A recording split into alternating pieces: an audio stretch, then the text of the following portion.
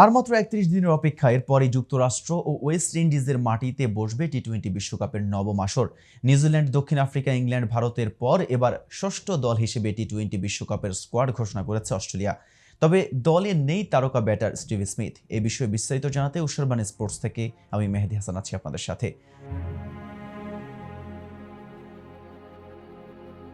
যে কোনো আইসিসি ইভেন্টে ফেভারিট হিসেবে মাঠে নামে অস্ট্রেলিয়া। এবারও তার ব্যতিক্রম নয়। ২০২৩ ওয়ানডে বিশ্বকাপ জেতা দলটি এবার টি-20তেও আধিপত্য ধরে রাখতে মরিয়া।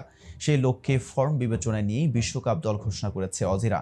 তবে তাদের এই বিশ্বকাপ দল থেকে বাদ পড়লেন তারকা ব্যাটার স্টিভেন স্মিথ।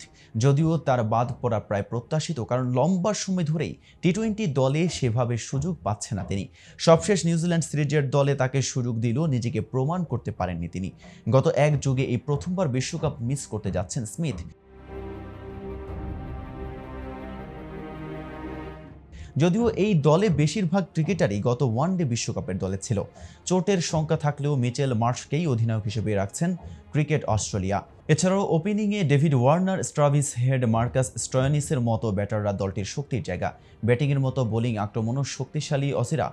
আছেন মিচেল স্টার্ক, জশ হেজেলউড, প্যাট কামিন্সের মতো তারকা পেসাররা। স্পিনার হিসেবে আছেন গ্লেন ম্যাক্সওয়েল, অ্যাডাম জাম্পা ও স্টোন আগারদের মতো পরীক্ষিতরা। অস্ট্রেলিয়ার প্রধান নির্বাচক জর্জ বেইলি জানিয়েছেন, প্রাথমিক দলে সুযোগ না পাওয়া কয়েকজন খেলোয়াড়ের উপর নজর রাখা হবে। আইসিসির নিয়ম মেনেই দলে পরিবর্তন আনার সুযোগ রয়েছে। মিচেল মার্শকে অধিনায়ক করে অস্ট্রেলিয়ার বিশ্বকাপ দল ঘোষণা করা হয়েছে। দলের বাকি সদস্যরা হচ্ছেন David Warner, Travis Head, Josh Inglis, Glenn Maxwell, Marcus Stoinis, Adam Zampa, Ashton Agar, Matthew Wade, Cameron Green, Tim Davis, Mitchell Starc, Josh Hazlewood ও প্যাট কামিন্স।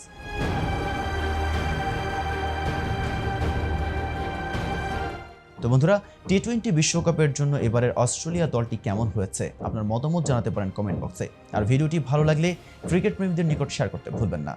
আজ এ পর্যন্ত এতক্ষণ সাথে থাকার জন্য ধন্যবাদ। নিত্য নতুন সকল আপডেট পেতে উশারবাণী স্পোর্টসের সাথেই থাকুন।